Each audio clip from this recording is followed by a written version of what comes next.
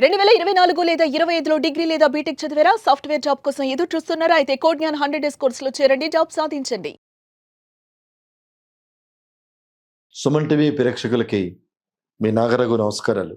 రకరకాల లీగల్ ఇష్యూస్ని ప్రామాణికంగా తీసుకొని దాని మీద ఉన్నత న్యాయస్థానాల తీర్పులు, ఇటువంటి పరిస్థితులు, వాటి యొక్క పురోగమనాల గురించి మనం చాలాసార్లు సుమన్ టీవీ ద్వారా తమరికి తెలియజేయటం అయింది. అంటే ఇప్పటివరకు భారతదేశంలో ఉన్న ఏ చట్టాలైనా డొమెస్టిక్ వైలెన్స్ కానివ్వండి, 498A కానివ్వండి, అలాగే మెయింటెనెన్సు, డొమెస్టిక్ వైలెన్స్లో ఉన్న పలు రకాలైన రిలీఫ్లు, ఇవన్నీ ఉమెన్ ఫ్రెటర్నిటీకే ఫేవర్గా ఉన్నాయి.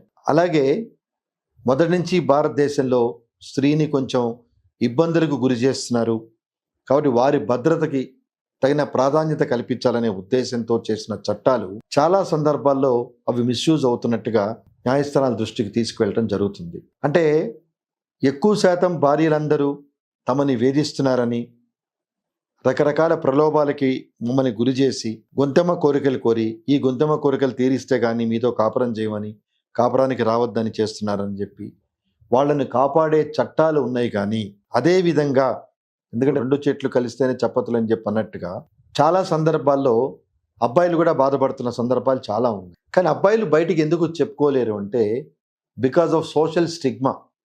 They are very much afraid of social stigma.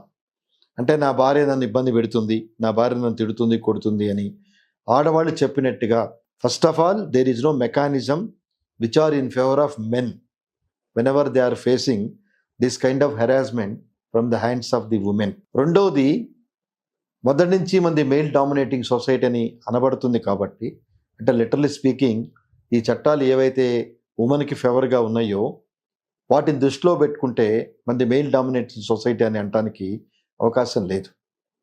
So కాబట్టి ఎన్నో సందర్భాలు ఇటీవల కాలంలో సెల్ఫీలు చేసే రకరకాల సందర్భాల్లో ఈ ఆంధ్ర తెలంగాణలో భర్తలు సూసైడ్ చేసుకుంటూ సెల్ఫీలు పెట్టి, అలాగే రైలు కింద చనిపోతూ వాళ్ళు లెటర్స్ పెట్టి, నా భార్య వాళ్ళ అమ్మా నాన్నల హెరాస్మెంట్ తట్టుకోలేక బయటికి చెప్పుకోలేక, అలాగే మా అమ్మా నాన్నల్ని వీళ్ళు ఏ రకంగా చూస్తారు, చాలామంది సందర్భాల్లో వేరు కాపురాలు పెట్టమని, లేదా అమ్మా నాన్నని చూడొద్దని, వాళ్ళకి హెల్ప్ చేయొద్దని అనే భార్యలు చాలామంది ఉన్నారు. అందుకే ఈ సందర్భంలో ఒక విషయాన్ని గుర్తు చేస్తున్నాను.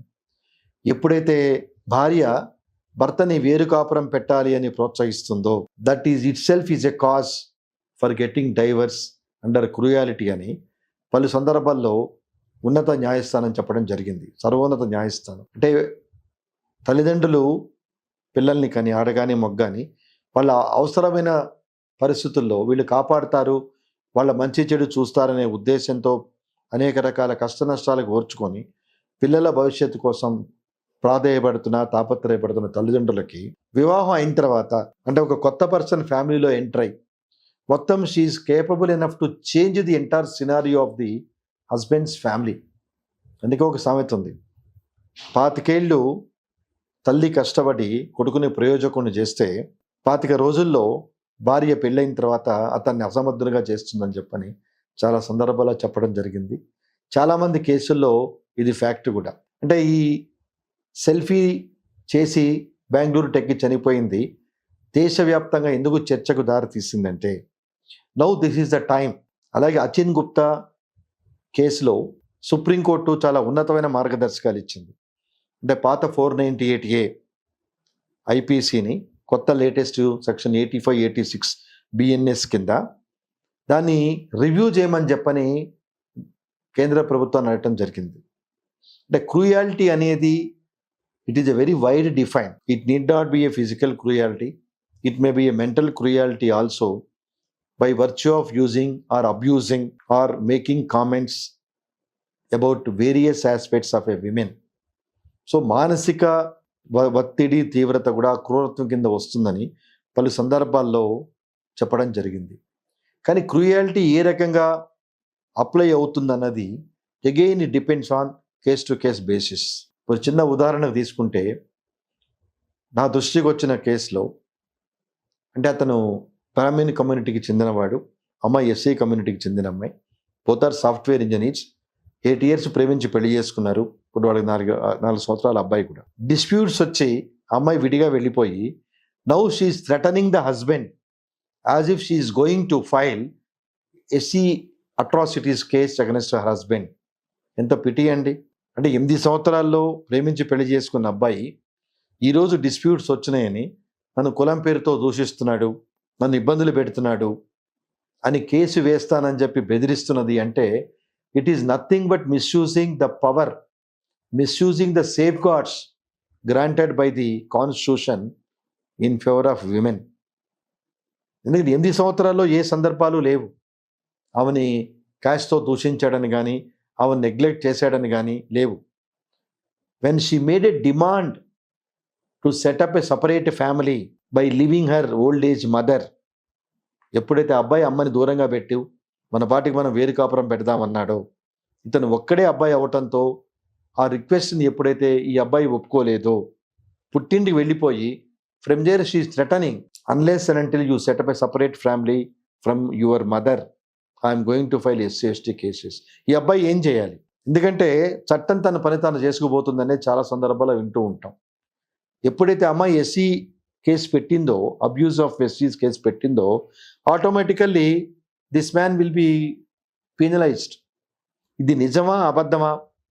8 ఏళ్ళు కాపురం చేసిన తర్వాత, దట్టు లవ్ మ్యారేజ్ కాబట్టి ఇంటర్ కాస్ట్ మ్యారేజ్ చేసుకోవడం జరిగింది. సో ఈ అబ్బాయి నిజంగా ఆమెని కాస్ట్ మీద దూషించాడా లేదా అనేది that is a different aspect. ఈ లోపల జరగాల్సిన డ్యామేజ్ అబ్బాయికి జరిగిపోతుంది. ఇంకో విచిత్రం ఏంటంటే ఈ మధ్య కొన్ని ప్రైవేట్ కంపెనీస్ కూడా ఎప్పుడైతే ఈ అబ్బాయి మీద క్రిమినల్ కేసెస్ ఉంటున్నాయో, maybe by virtue of 498A, maybe by virtue of domestic violence, whatever it is, criminal కేసులు ఉండటం జరుగుతుందో కొన్ని సందర్భాల్లో కొన్ని కంపెనీలు నీ మీద కేసులు క్లోజ్ అయిన తర్వాతే we will continue your employment till such time it is very difficult to continue with this company అని చెప్పి చెప్పడం కూడా జరుగుతుంది. అంటే when the women is capable enough to ruin the life of husband on the pretext of various reasons or grievances, ultimately today the real sufferers are men. అంటే ఇక్కడ నాకు gender equality ఉందండి. ఈ కార్యక్రమం ద్వారా I'm not differentiating men and women, but విమెన్కి ఇచ్చిన safeguards, how they are going to misuse, how they are not going to, how they are misusing, and how the husband and her parents and relatives are suffering అనేది రీసెంట్గా supreme court justice Nagarathna, justice Koteshwar Singh జడ్జిమెంట్లో దాన్ని సుదీర్ఘంగా తీర్పు ఇవ్వటం జరిగింది. అంటే all complaints filed under 498A, those that are not deserve for carrying out to the extent of trial. ఎందుకంటే ఒక క్రిమినల్ కేసు మన మీద వేశారు అంటే irrespect of gravity of the case we are on criminal records. So ఎప్పుడు మన పేరు కొట్టిన లేటెస్ట్ టెక్నాలజీ వల్ల మన పేరు కొట్టగానే మన మీద ఏం కేసులు ఉన్నాయి అనేది ఆటోమేటిక్ ఇన్ఫర్మేషన్ వచ్చేస్తుంది. సో ఎంప్లాయ్మెంట్లో కూడా ఒక కాలం ఉంది.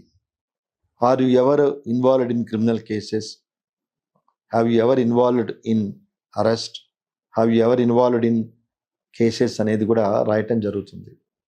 కానీ దౌర్భాగ్యమైన పరిస్థితి ఏంటంటే చట్టాలు ఇంత బలంగా ఉన్నా కూడా పోనీ వీళ్ళు 498A వేసి ప్రూవ్ చేయగలుగుతున్నారా? చాలా తక్కువ. The percentage very meagre. The success rate in 498A in favor of women is very meager.